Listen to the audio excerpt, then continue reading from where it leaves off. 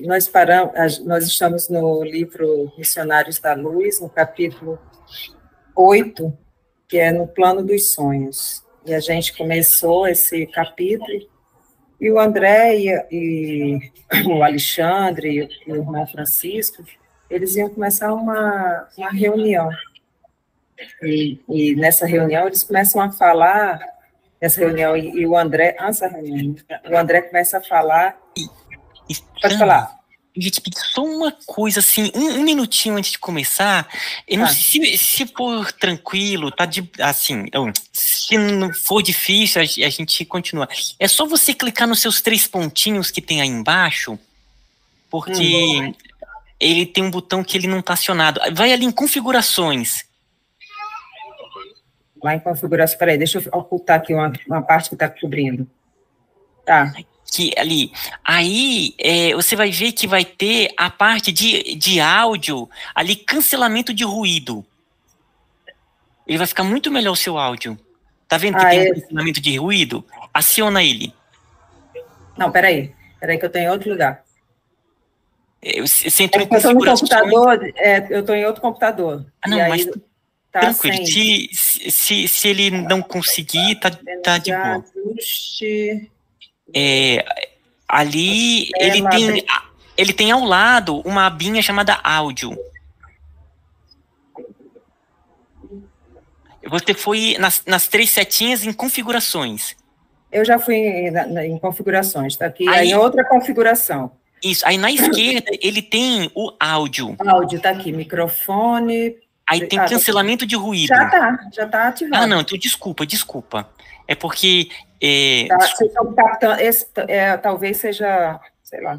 Não, tá ótimo. Ele já tá com cancelamento de ruído ativado.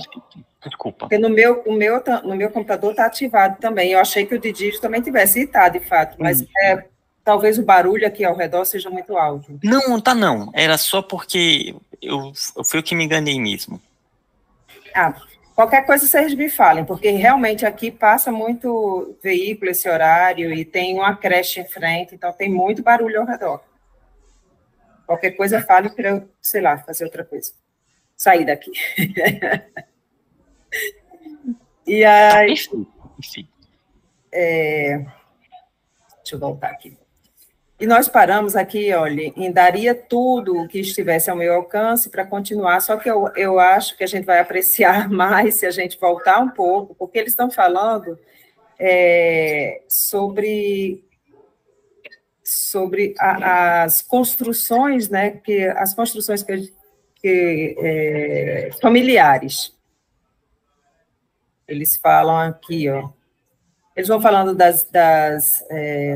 vão falando das famílias, desse ciclo social que é, e ele fala do aconchego do lado, da manutenção do amor, da circulação do predomínio, né, da paz dentro de das casas, né, que é o primeiro lugar de serviço cristão que vai falando. Então, eu acho que vai ser muito mais interessante a gente começar daqui.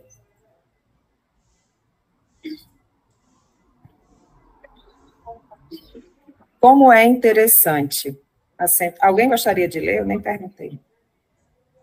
Como é interessante, acentuei, o fato de necessitarmos de ambientes domésticos para a instrução aos companheiros encarnados, porque essa reunião, acho que vai ser, está sempre será dentro de um lar.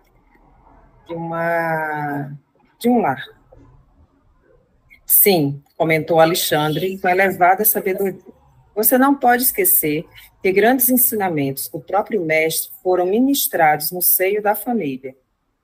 A primeira instituição visível do cristianismo foi o lar pobre de Simão Pedro, em Cafarnaum. Uma das primeiras manifestações de Nosso Senhor diante do povo foi a multiplicação das alegrias familiares numa festa de núpcias, em pleno aconchego do lar.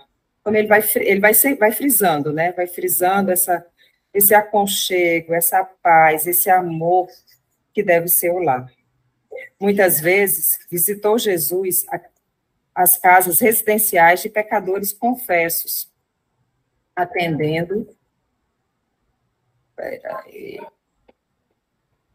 acendendo novas luzes nos corações. A última reunião com os discípulos verificou-se no cenáculo doméstico. O primeiro núcleo de serviço cristão em Jerusalém foi ainda a moradia simples de Pedro, então transformado em baluarte inexpurgável da nova fé. Inegavelmente, todo o templo de pedra, dignamente surpreendido, funciona qual farol no seio das sombras, indicando os caminhos retos aos navegantes do mundo. Mas não podemos esquecer, que o motivo vital das ideias e realizações baseia-se na igreja viva do Espírito, no coração do povo de Deus. Sem adesão do sentimento popular, na esfera da crença viva no âmago de cada um, qualquer manifestação religiosa reduz-se a mero culto externo. Eu achei interessante isso, né? Porque quantas e quantas pessoas vão proferindo uma fé que parece ser só externa, né? Por isso mesmo,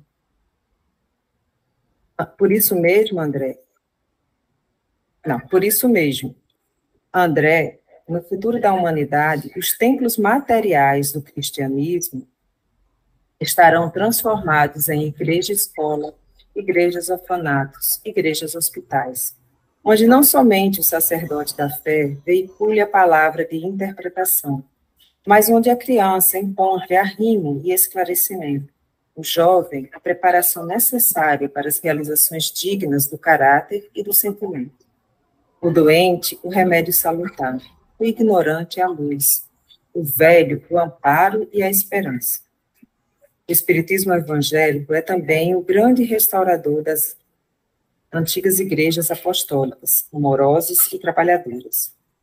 Seus intérpretes fiéis serão auxiliares preciosos na transformação dos parlamentos teológicos em academias de espiritualidade, das catedrais de pedra, em lares acolhedores de Jesus.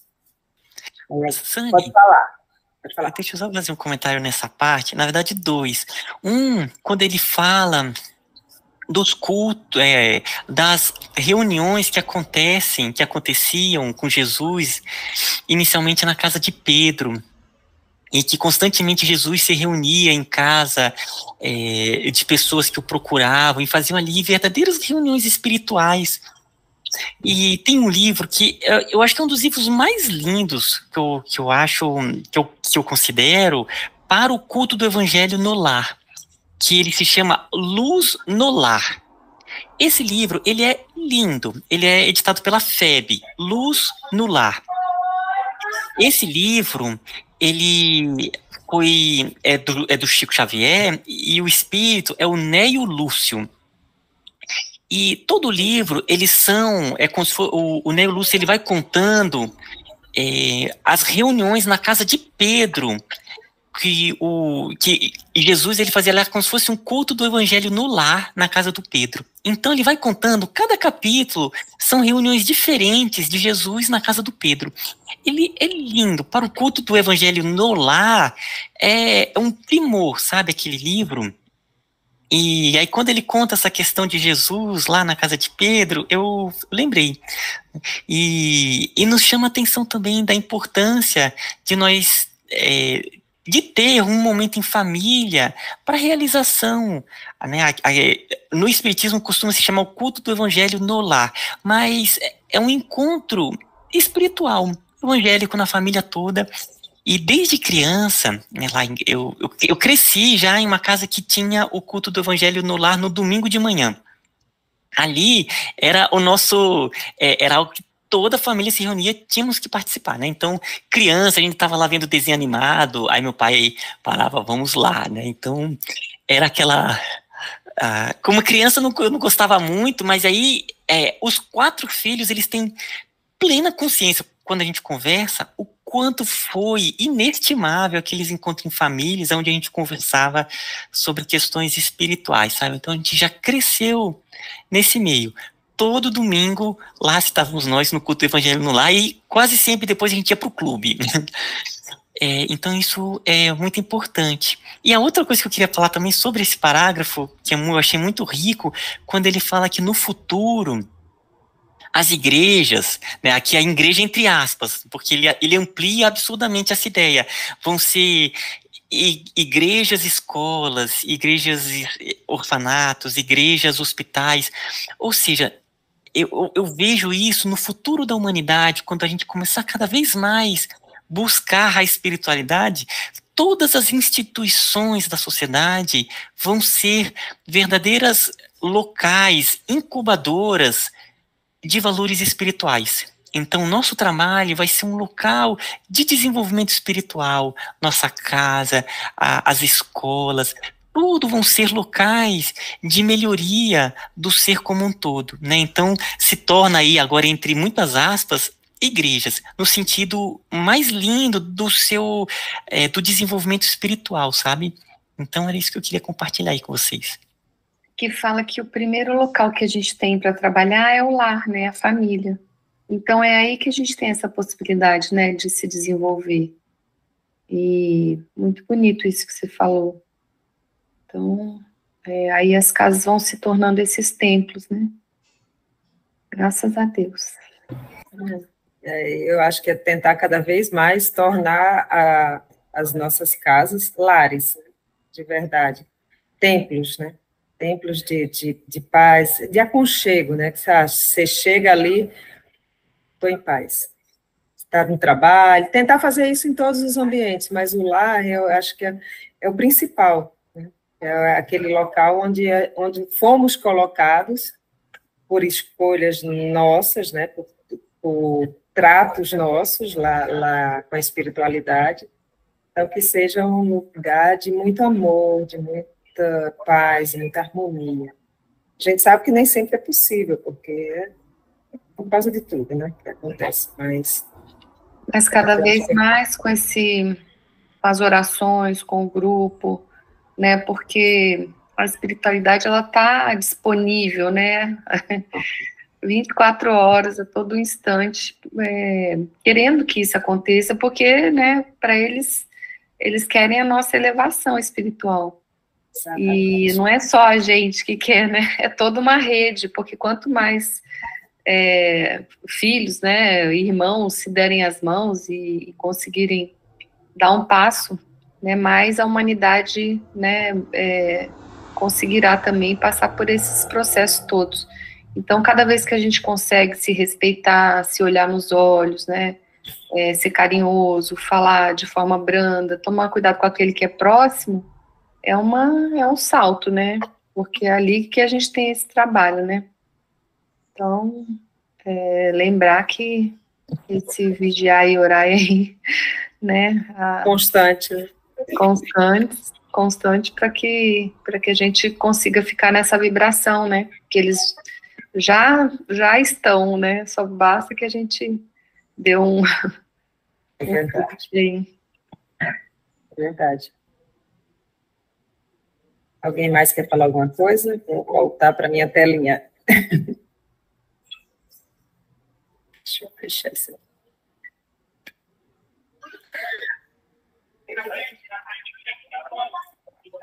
Faria tudo o que estivesse ao meu alcance para continuar ouvindo as encantadoras elucidações do orientador, mas nesse instante transpunhamos o limiar. Verifiquei que faltava apenas 5 minutos para 2 horas da madrugada. Pelo grande número de entidades que vieram céleres ao nosso encontro, percebi que havia enorme interesse em torno da palestra instrutiva da noite. Não se achavam presentes apenas os aprendizes ligados ao esforço de Alexandre, em sentido direto, mas também outros amigos, trazidos até ali por afeiçoados do plano espiritual. Acercou-se de nós, com mais intimidade, pequeno grupo de companheiros, destacando-se um deles que conversou com Alexandre de maneira mais significativa. Ainda não chegaram todos? Indagou o instrutor. o interesse afetivo, após trocarem as primeiras impressões. Percebi claramente que se referia aos irmãos encarnados, que deveriam comparecer na cota de frequência do grupo, de que era ele um dos diretores espirituais. Faltam-nos apenas 2 companheiros, elucidou o interpelado. Até o momento, Vieira e Marcondes ainda não chegaram. Urge iniciar os trabalhos, exclamou Alexandre, sem afetação. Devemos terminar a tarefa às 4 horas, no máximo. E mostrando singular interesse de amigo, acrescentou: quem sabe se foram vítimas de algum acidente? Convém positivar no espírito de calma decisão que ele é característico. Recomendou ao auxiliar que lhe prestava informações. Sertório, enquanto vou ultimar algumas providências para as instruções da noite, observe o que se passa. Respeitoso, o subordinado interrompeu. Caso estejam os nossos irmãos sob influência de entidades criminosas, como devo proceder? Deixá-los então, onde estiverem, replicou o instrutor resoluto. O momento não comporta grandes conversações com os que se prendem deliberadamente ao plano inferior. Fim do trabalho, você mesmo providenciará os recursos que se façam necessários. Expunha-se o mensageiro a partir, quando o orientador, percebendo-me o ardente interesse em acompanhá-lo, acrescentou: se deseja, André, poderá seguir, colaborando com o emissário em serviço. Sertório terá prazer em sua companhia.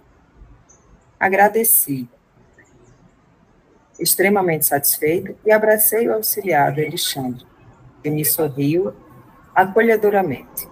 Saímos. Pode falar. Dani, deixa eu só fazer também um comentário nessa parte. Nossa, gente, que situação. Eles estavam ali, o mentor, com um trabalho espiritual. Então, estava esperando alguns encarnados que já tinham se comprometido espiritualmente para esse trabalho. E aí chegou o mentor e falou assim: cadê o Vieira, né? Cadê o Vieira e o Marcondes? E o Marcondes, né? Foram os 2 encarnados que estavam faltando. Primeiro, um ponto que eu queria colocar é qual é a importância de terem encarnados nesses trabalhos assistenciais e por que durante a noite se vale tanto de pessoas encarnadas. É muito importante, por conta, como a gente está encarnado, a gente tem aqui essa energia vital do duplo etérico, que está muito próximo ao corpo físico, que é extremamente útil para os trabalhos assistenciais. Então, quando a gente se desdobra no sono, a gente sai, né, eles chamam de um lastro energético, a gente sai com essa energia que acaba que ela é doada para fins assistenciais. Então, nesses trabalhos durante a noite, costuma ter muitos encarnados que vão se comprometendo com a espiritualidade. Ali, 2, acabou que aconteceu alguma coisa que eles não participaram. E aí, foi aí que eu achei bem forte, que nos chama a atenção. Aí, um dos assistentes falou: mas então eu vou lá, e se eles tiverem nas mãos de criminosos, olha o termo que se usa, né, assim, de espíritos ali que, por processos de afinidade, eles se ligaram. Aí ele falou assim, né, se eles tiverem, né, ele até chega, deixá-los então, onde estiverem. O momento não comporta grandes conversações com os que se prendem deliberadamente ao plano inferior, ou seja, se eles deliberadamente se ligaram a esses, se olha, agora não convém estar ali atuando. Então isso chama a nossa atenção, primeiro, da responsabilidade. A gente, nesses trabalhos, a gente é colaborador, a gente é coparticipante, então tem a nossa parcela de responsabilidade da busca pelo equilíbrio, antes de dormir, buscar estar em sintonia com os mentores, estar ligado com ideias que predisponham mesmo, a gente está cumprindo compromissos que a gente fez com a espiritualidade.